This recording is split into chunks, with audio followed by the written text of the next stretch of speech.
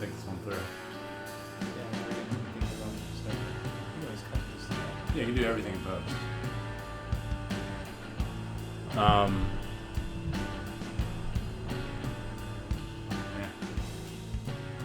Todd. So, I'm James Barney. And I'm Zack Wolfe. Question mark? Yeah. I like Todd. Zack, do you like Todd? I love Todd. How many Todd posters do we have around us right now? Including the one in my living room. 3. Another fun Todd. Oh, that's right. Yeah. You got the CD-ROM Classic Long Box TRI. You got the cassette tape. Or not cassette tape. Oh wait, no, I do have the cassette tape up there. Yeah, you got the cassette tape of TRI. You got Healer up there. Oh shit, yeah, I didn't think of that. You got the desktop collection up there, VHS. So pretty much, with that being said, the reason why we're sitting here and recording this is because we both really like Todd and wanted to kind of go through everything that we love about him and document it. So the first word I could ever speak was Todd. First letter I ever could write was R. Because in the mid-90s, when I was born and you were born, he was TRI. Yeah. The artist formerly known as Todd Rundgren. Yeah. And that's just how it was. I don't really understand what my parents, like, how it happened for them. But I just got drawn towards Todd. And but they really liked Todd, though. I think my dad really liked Todd, and then when it came time for him to buy a CD player, he was like, "Oh yes, that Todd Rundgren fellow. I wonder what he's up to these days." And he puts in No World Order, and it goes blah, blah, blah, blah, blah. And he thought that the CD player was broken because he's like, "Oh, this thing's broken. This thing's broken. Does it sound anything like Todd Rundgren?" Take it back to the CD player place, and they go, "Oh no, man, that's just what the new Todd Rundgren album sounds like." And so again, that was No World Order. And for people who don't know what No World Order is, it was Todd's step into interactivity with music. With the Todd Pod. The Todd Pod, right. I wasn't going to bring that up yet, but yeah.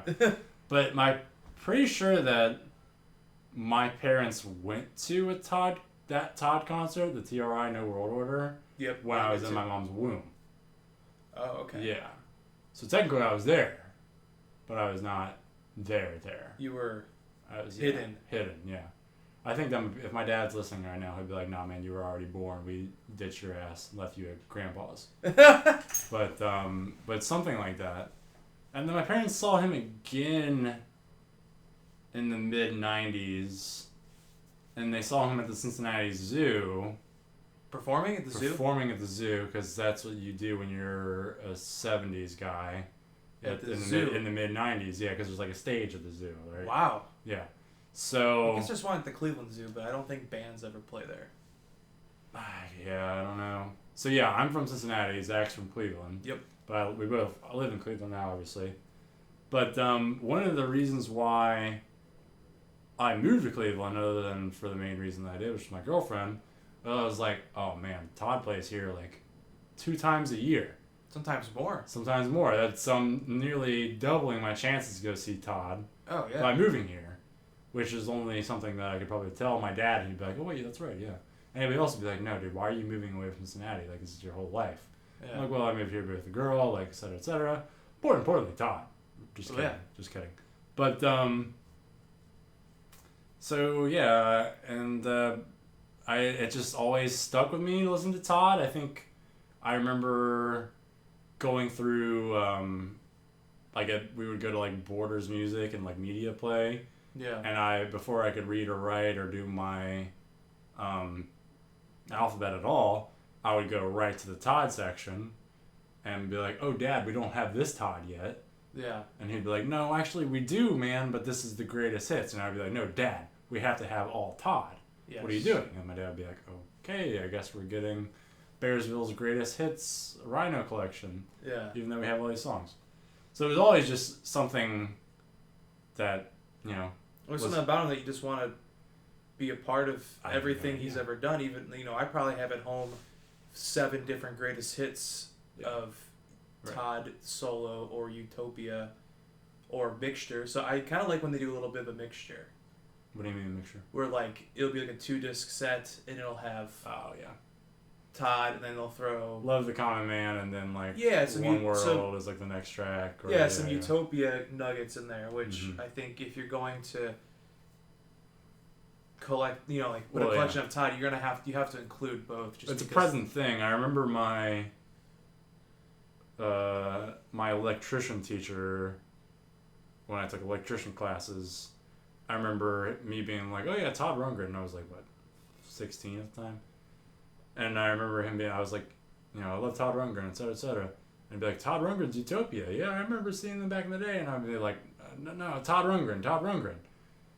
There's just that association, Todd Rundgren's Utopia, Even when they got back on tour last year, it was Utopia. Yeah. It was Todd Rundgren's Utopia. Utopia was an afterthought to me growing up. Yeah. It's solo albums. I mean, he has how many solo albums? 28 at this point? More? Maybe, I don't even know actual.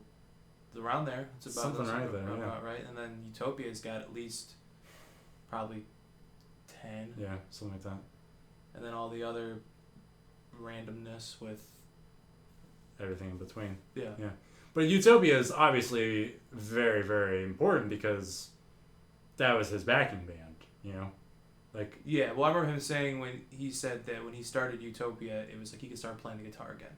Oh. Like shred, like actually not play. Not just play the Carole King ballady. Yeah. And then he played, the first Utopia album. And he's like, okay, cool, I can pick up the guitar. Yeah, he played the Icon, and then you're like, holy shit. Yeah, that's pretty cool. He's going nuts. Yeah. That's kind of what got me into Todd. So tell me. My mom liked Todd growing up. She would go see him with her friends, and her friends got married, and they had kids. And then my mom had kids. Right, sure. And they're like, oh, we have kids. They should play with each other, like hang out. Oh, sure. So then we became friends. Sure. And then when I was like early teenager, about maybe 12, 13, maybe 14, right around that era, I knew Todd. I knew Something Anything and sure. Bang on the Drum. Like mainly Something Anything, Hermit, Ever Popular. Okay. Well, those were the ones that my mom would really? jam out. That's what she liked. Uh-huh. And my friend's dad and his sons were like really into Todd, and they're like, you need to listen to Todd Rundgren's Utopia. Word. And I was just like, what? I don't even know what the hell that is. Uh-huh. And I listened to it, and my mind was blown. Yeah. Actually, no, I think before that, I may have, for a birthday for my mom, I'd buy like music for people for their birthday, like CDs or something. Mm. And I think I bought her Initiation, Todd Rundgren's Utopia, and a CD version of Something Anything. She only had an LP, which she has a turntable still, but I think CDs are a little bit more easier for her, and she didn't like Initiation or, well, I think she like Real Man. Out there, yeah. Like Real Man, she can get down with. Sure, I mean that's a straightforward song. But like all the other stuff is a little bit more. Into Born to Synthesize and Eastern Entry. Yeah, I can't see. Like, I mean. Well, and speaking to that, my dad, going back to my dad, I think that he followed, as people did in that age group, he followed Todd's career. And then I remember a story he told me one time, because my dad was working in the record business for years. He picked up a copy of Healing, took it home, and they're like, oh, the new Todd Rundgren album, let's check it out. And then they were probably, smoking a joint or something, listening to it. Yeah. And then they go, oh my gosh, Todd thinks he could heal people through music now? What is this? And then people kind of, him and a few friends kind of gave up on Todd. What's Todd doing? Oh, geez. Which is crazy because Healing's like one of my favorite albums of all time. Yeah. So that's where I think that kind of ended for my dad, and then going back to the TRI stuff, that's where it picked up again. Mm-hmm. And then I was born, and I had this weird attachment. But I tell people all the time, I was like, I don't know why it's Todd. Now I'm glad it's Todd, because Todd's awesome. Yes, I agree. And it could have been anybody. It could have been Harry Nilsson. Could have been Billy Joel. Oof. It just, yeah, oof. I'm glad that it was Todd, because Todd has the most interesting career out of anybody. Yeah, you can really go all day and talk about him and learn new things. Mm-hmm. And like before we started doing this, we were finding out new things we didn't even know existed about him. Like it never ends, and I feel like we're like, I don't want to say we're experts, but like we're pretty big fans, and like we eat this shit up. Yeah. And every time you find something new, like it's just incredible. Do you ever go to a Todd concert and school people there? Like, I mean, I don't know. No, not really. How active you are in like random crowds. I typically just kind of like get some beer and just sit down. I always get the like, oh, you're so young. And yeah. But then I run with that. Personally, when people do that to me, like the last Todd show that I went to, I ran with that. I was starting to go, oh yeah, I'm young, but like I could tell you a story of every single song that you played tonight. Yeah. You know? And I remember this one woman who wasn't that much older than my mom. I was like, oh yeah, Todd, you played Lost Horizon tonight, and I lost it. And she goes, he didn't play Lost Horizon. And I go, oh really? Why don't you go over there and find the set list? She went over there because, shout out, Greg Hawkes was there, different story. But she grabbed the set list from him, and Lost Horizon was on there, and I was like, I had my hands up, I'm like, what's good? Like, what's good? Yeah. I was like, I know this stuff. I know my crap. And then this other woman was like, oh my gosh, he's like the next generation. So I'm wondering if you had that kind of similar experience. Yeah, I get that. I've gotten a few free beers out of it. People go, oh man, let me buy you a beer, dude. Yeah, same. They always ask you, how'd you get into it? Because you'll see young people at Todd shows, but like you're usually with like a parent. Even Greg that night was like, how'd you get into Todd? And I told him the same thing. I was like, I don't know. This is like it just all kind of fell into place, and I wouldn't change it, for the world. Right. And then we more or less, I mean, for those that don't know, we met because of Todd, essentially. Yeah. I mean, technically we met from one of my other jobs. Yeah. In passing, but it was because of Todd. We were like, bro, connected. Let's hang out. Yeah. But because you don't find people like that. I bet you've never found anybody ever. There was one guy at a noise lunch, a Cleveland noise lunch. I was playing, I was wearing my Todd shirt, and he walks up to me and he goes, "Initiation's one of my favorite albums of all time." And I go, "I got a treat for you, buddy," because I was doing a cover of Fair Warning that night, and he lost his crap after that. Dude. He like came up to me and goes, "You gave him a real fair warning out there, bud." I'm like, "Yeah, buddy. Like you're the only one, dude." Yeah. Like, but other than that, I knew that it was gonna happen in Cleveland. It doesn't happen in Cincinnati. Yeah. I've been to Todd shows with friends, and one of them knew, "We Gotta Get You a Woman." Yeah. And then the other one knew, like, "Love Is the Answer," or, "Can We Still Be Friends," or something like that. Yeah. Well, it's me. But that's it. I was the one, that was a state tour, too, which is not the kind of, it wasn't the show to bring those two to. No. No diss anywhere. No it's diss, just, that was a very, they were ready to hear Leroy Boy, and then it just didn't happen for them at all. No. So, that was a tough ride home. Yeah, the only other person is my friends, and their dad. Mm-hmm, mm-hmm. And he was hardcore. He was there all through the 80s and to now. We're gonna go see him the end of the month doing the White Album with all those guys. But yeah, that's how I found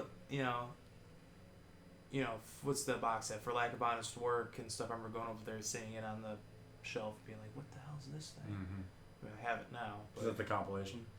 Yeah, it's like the blue box, and it's got like a kind of a drawing of it on it. I think they re-released it recently, and it's a lot cheaper. But when it came out, it was like pretty pricey. Like $60, $70 pricey. I think I've seen it on Spotify, but I don't think I've seen it. Yeah, if you saw the album, it's like a box, and it's like kind of like cartoon. Does it say like For Lack of Honest Work : Todd Rundgren Anthology, something like that? Or is it just called? That's like the new one. Okay. There's an old. Well, it's the same content, but okay. just different artwork. Okay. I think one he had the sunglasses on. Like Nearly Human era. Yeah, no, this is like a complete drawing. It kind of looks like the 100%. hermit face, kind of, but a drawing. Interesting. I've never seen it before. Yeah, it's the same thing, but it's cool. Cool. But yeah, we it's just I don't know, it just kind of all fell together with that, and from those people that I know that are big Todd fans, and then I met you, and then you're a Todd fan. Todd on the spot. But you're a legit Todd fan. Like when you told me your favorite album was like Individualist, I was like, what the fuck, man? Yeah. Like that's insane. Yeah. Like not because it's bad, but just like people go, oh, you like Todd? Oh yeah, I like Something. And that's a good album. Wizard of True Star. Yeah. When people were trying to blow, no diss to anybody out there who's ever tried to blow my mind with their Todd facts, but like, I've had plenty of people go, oh yeah, man, A Wizard of True Star. I'm like, that's great. That's an awesome album. I'm glad that you listened to that and not just Something Anything. And then they go, what's your favorite? And I go, The Individualist. And they go, what is that?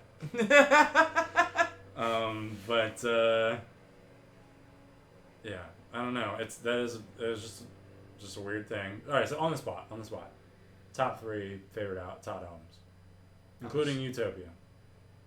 Oh man, let's do Solo then Utopia separate. That's a little unfair. Really? You think it's unfair? It's a lot. A lot of albums, man. It's not fair to say your favorite Todd album from the 70s. All right, so Solo first. 3. On the spot. Can't think about it. You gotta blurt it out right now for the people. Oh man, depends on the avenue I want to go. I mean, back when I first was being like a Todd, when Todd was like all fresh and new, it'd be Something Anything, Wizard, and Todd. Okay. But now, I really like Hermit a lot. I think each one is special for a reason. Maybe if on a different avenue, like Initiation, Healing, sure. and Hermit. So, yeah. Then Utopia, we got self-titled. Okay. Utopia. Yeah. Let's do both. I'll do both.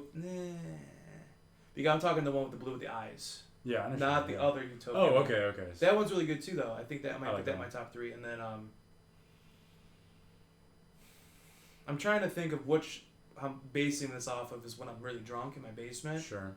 What am I going into my bin and being like, oh man, let's listen to this. Yeah, okay. That's how I'm basing it off of. I go through waves where I like certain ones more than the others. No, yeah, I mean I feel that because you know what? I'm gonna throw.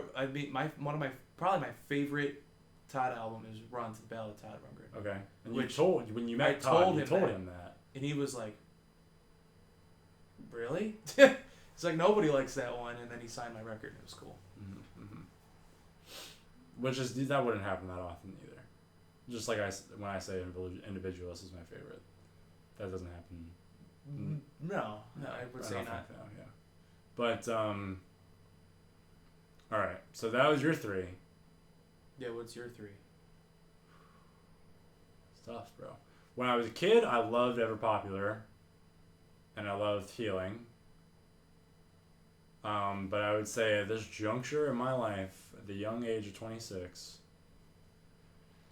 in no particular order, as yours was in, no particular order? Yeah. No. Okay. No order. Alright, here it is. Individualist. Healing.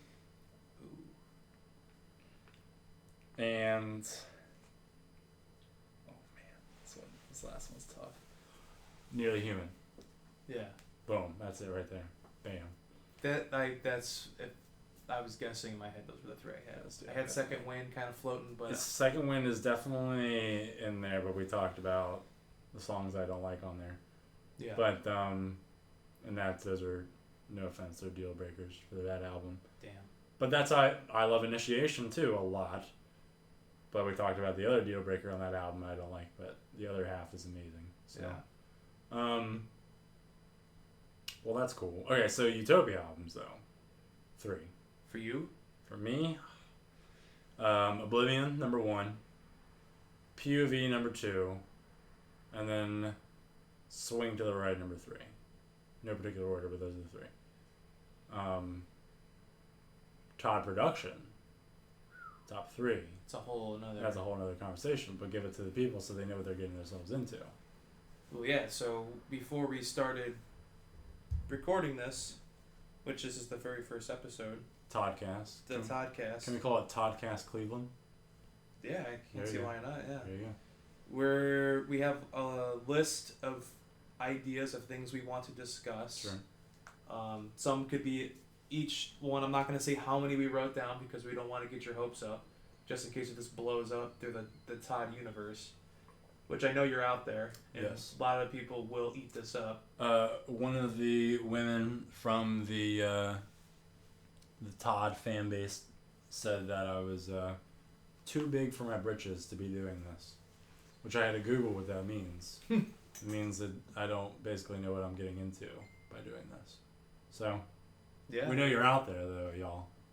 Yeah, and if it comes to the point, like maybe we'll have like call-ins. Like if we're going like hardcore like radio show, like people can like cool. Call in and like say stuff to us. I don't know. That's like high hopes. But excuse me. So we have a pretty hefty amount of content we could make in our first episode. One kind of wanted just to be like a introduction of like why we like Todd and who we are and stuff, and then going from there, we'd like to do an episode about every Todd album. Every Todd album, all of them. And Utopia, all of them. It's a lot. I'm down though. I'm interested. Yeah, I mean, we'll just kind of go track by track and just kind of give thoughts on the tracks that are on the albums and some of our stories about maybe the first time I listened to it, or if certain songs remind you of certain things, or whatever, times you've heard the songs live. And then we have, we want to do a section of talks about the albums that he's produced. Yeah. And a lot of albums that Todd's produced have been of some of my favorite groups, you know, Badfinger and Cheap Trick and Psychedelic Furs. New York Dolls. New York Dolls, yeah. The Band for me also, Band, and those are two of my favorite Hall & bands. Oates. I mean, there's Absolutely. Patti Smith. There's a crap ton, and then from there we could go. We have lots of different things to talk about, like anything from an episode just about his video work, or an episode about members that have played with him over the years. For sure. Or you could do. I have all sorts of things that we could talk about, and I think it would be interesting for both of us, just because we do it anyways. We stand around and talk about Todd all the time. Exactly. Why not document it and maybe give people some content that entertain them on their commute to work, or if they're sitting on the porch drinking a beer, listening to some two young chaps talk about some Todd. That's right. So, In Cleveland. All right. So that being said, give these people a taste. Your top 3 production right now. Top 3 production. Because we talked about Todd the artist, Todd the musician, but it's important to talk about Todd the production. We're gonna elaborate, as he said, we're gonna elaborate on these things later. But I could possibly maybe pick 6, which 3 would be like my favorite albums, like that I like, and then maybe like what I think like he did the most, like he got his fingers into it, like like you listen to Patti Smith Wave, like you know Todd was a part of that, and it's really good because of that, because Todd's the shit for sure. But probably my top 3 albums that are Todd produced, definitely I already lost my Badfinger Straight Up. Really like that album a lot. I'm a big power pop fan, so that's like kind of the roots of that. And I guess next I can go with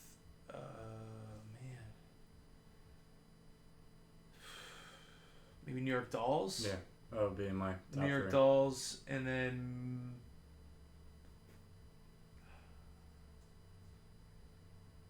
it's tough. It's like picking like who's your favorite kid. Mm. You know, your favorite child. Sure. My favorite kid is Sean. Just kidding. I don't have any kids. That's tough. All right. Well, but yeah. Okay. So my 3 would, and I think I see what you're saying though, where like, this is the one where it's like, omnipresent Todd, production, and the other one is like, oh, Todd. I can see how Todd helped create this. So XTC. Oh yeah. Skylarking easily, just because the story behind that is amazing too. Yes. The band Stage Fright. Oh yeah, I should have. Yeah. Just because I love the story behind that too, because I felt like they were just kind of kicking him while he was a little kid, and he was like, I'm so excited to produce like one of the greatest bands of all time. And they're like, dude, we're the band, like you're some kid, So I like that, and I also just love the band. And so I love that album, and then that Psychedelic Furs, I guess that's their second album, I think. Love Bomb? Yeah. Oh, that's, no. That's number 3. I actually really love Love Bomb. Okay, so the tube's Love Bomb. So I would say Skylarking, Stage Fright, is Love Stage Bomb. Fright, Love Bomb. Yep, that's it. Yeah, and then you got... But then I could just keep going. It's funny how we're not saying Bad Out of Hell. It is funny. Good point. I'm glad you brought that up. I thought about it before, but yeah. I mean, that's... I probably don't like that album. It's just like, I don't know, it's a little too... It's a little too different for me, but I love that Todd's a part of it. And, yes, and you can definitely tell that he produced it. And I mean, in Utopia, Chasm and I think Willie and Roger all played on it too. Yeah. So I think that's pretty badass. And that motorcycle... Yes, that's also a great and amazing story. Yeah.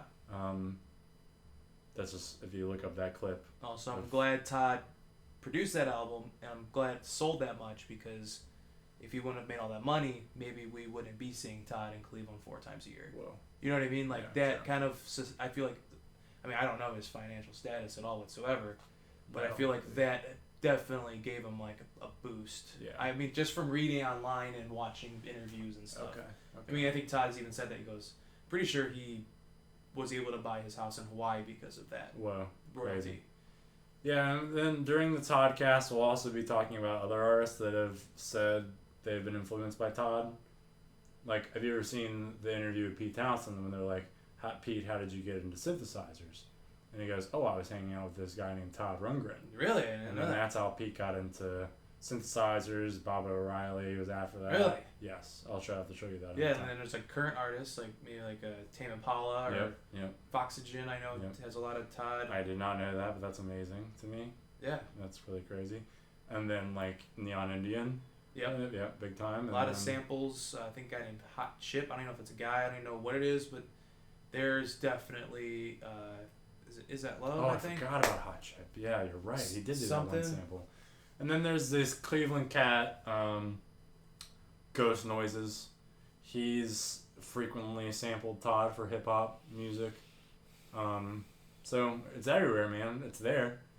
And the purpose of the Toddcast is to show our appreciation for Todd and point out his ever expanding career. Yeah, and show him some love. That's right. I know he gets a lot of love, but he needs more. That's right. So yeah. Well, if anybody has any ideas, I did set up an email called toddcastcleveland@gmail.com. Yep. And you could send ideas our way. Or, is there anything else that you want to say?